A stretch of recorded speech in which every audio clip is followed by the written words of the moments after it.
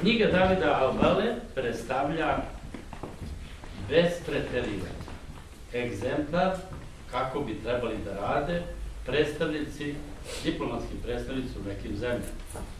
Predstavlja primer kako čoveka koji poznaje izuzetnu problematiku, geopolitiku, ekonomiju, ratove, interese, male zemlje, odnosi velikih zemalja itd. Dakle, čovek koji je, zahvaljujući Pavlu Karađorđeviću, dakle namestniku, pokušao da pomogne Jugoslaviji u zadnjem momentu, ne bi li se ona donaoružala za odbranu zemlje.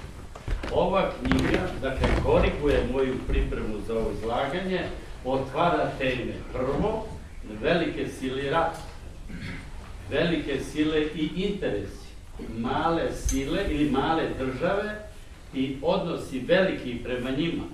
Srbi na Balkanu, Jugoslavija, Kraljevina Jugoslavija, odnos suseda prema Jugoslaviji, teritorijalne pretenzije, ekspanzija Nemačke, ekspanzija Italije, odnos Mađarske, odnos Bugarske, šta znači ekonomski rat, šta znači izbjegavanje rata, šta znači nadmudrivanje, da li ćemo da uđemo u rat ili nećemo da uđemo u rat i tako dalje. Na sva ova pitanja mogu da potraže makar trunku odgovora i istoričari, i politikolozi, i geopolitičari, i ekonomisti, i stratezi, i svi redi.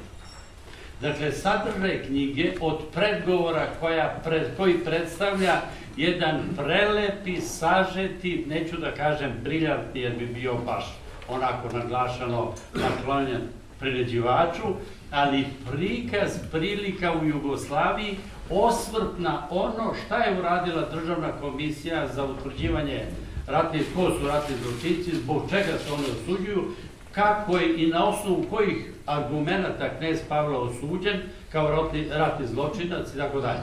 A onda dokumenta od 1 do 12 sve lepši od lepšeg. Izdvajam i volio bi da dođete do ove knjige, da je pročitate dokument 3, 4, 7, 9, 11 i 12. Probat ću da ih prepričam.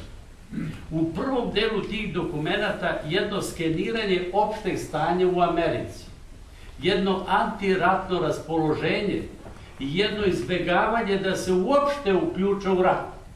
Probaju, i to nedovoljno u početku, dakle, rata, pazite, to je vreme 39. godina, bukti rat i oni koji poznaju dovoljno dobro, a vidim tu dragu mog kolegu, dakle, početak tog drugog svjetskog rata, od 39. pa sve do fijaska francuske odbrane i francuskih oružanih snaga, vodi se neki čudni rat.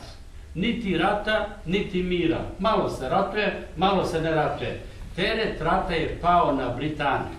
Britanci pokušavaju svim silama da se odbrane i na sreću uspevaju u tome. Ali pazite, to je vreme, dakle 39. 40. godina, kada Amerikanci, dakle veliki koncerni, trguju sa Nemcima. Pomažu i Britance, pomažu i Nemce. Prepričavam neka dokumenta. Čak su Britanci prinuđeni da presreću brodove, da upozoravaju da se to ne radi i onaj slogan nećemo decu da šaljemo u rat, nećemo da ratujemo za Evropljane, a Evropljani svakih 20 godina, dakle malo pa ratuju. Vidite to. A šta je to još karakteristično u Americi? Moj dragi prethodnik je vrlo lepo govorio, dakle u kontekstu predsjedničkih izbora, ko će da dobije izbore? Da li Roosevelt, koji već ima 2 mandata i koji je, dakle, čovek demokrata, koji bi hteo da osujeti sile osobine da naprave tu ekspanziju i svoj plan, dakle, uređenje sveta po svojim principima, dok drugi u Americi kažu, nećemo da se borimo za očuvanje britanskih i francuskih kolonija. Nećemo da šaljemo svoje ljude, svoju decu u rat. I još nešto, veoma jaka nemačka populacija u Britaniji i italijanska, koja fantastičnom propagandom dobija dobar deo izborničkog tela. Pazite, oni prave čak i sabotažu u fabrikama. nikako fabrike sa mirnodopskog koloseka da pređu na ratni, nikako da se pojača ratna proizvodnja, nikako da se pomogne i tim malim zemljama. Šta ja ovo rekao? U posebnim odeljcima knjige Albala posebno razmatra položaj malih naroda i malih zemalja. I u tom kontekstu obratite pažnju na ovo.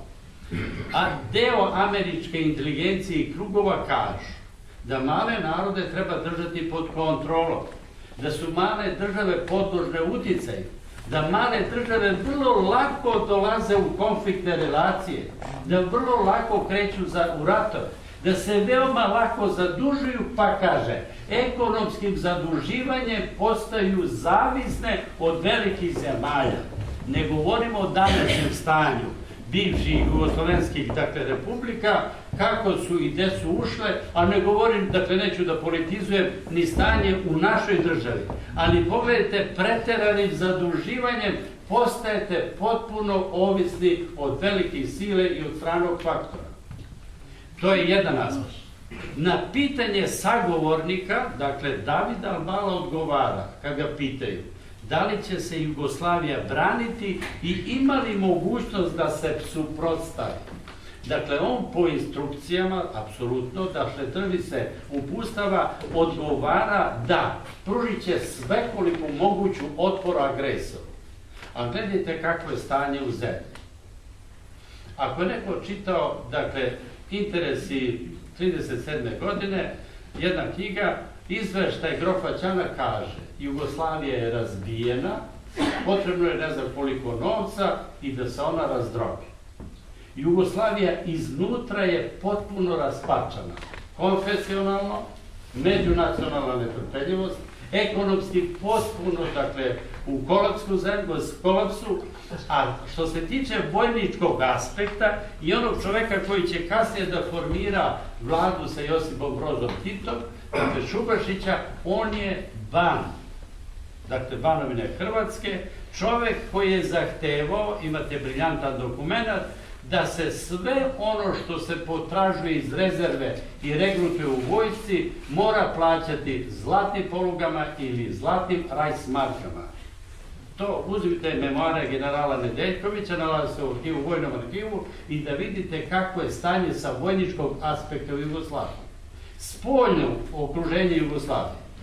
Na pitanje kako će da se drži Mađarska, Italija, Bugarska, onda mu sagovornik odgovara ovako, ne slaže se sa Albalom, nego mu kaže, Mađarska i Bugarska imaju pretenzije, teritorijalne pretenzije prema Jugoslaviji, a Italija zagovara i insistiraće na kidanju Kosova i Metohije i delova Južne Srbije.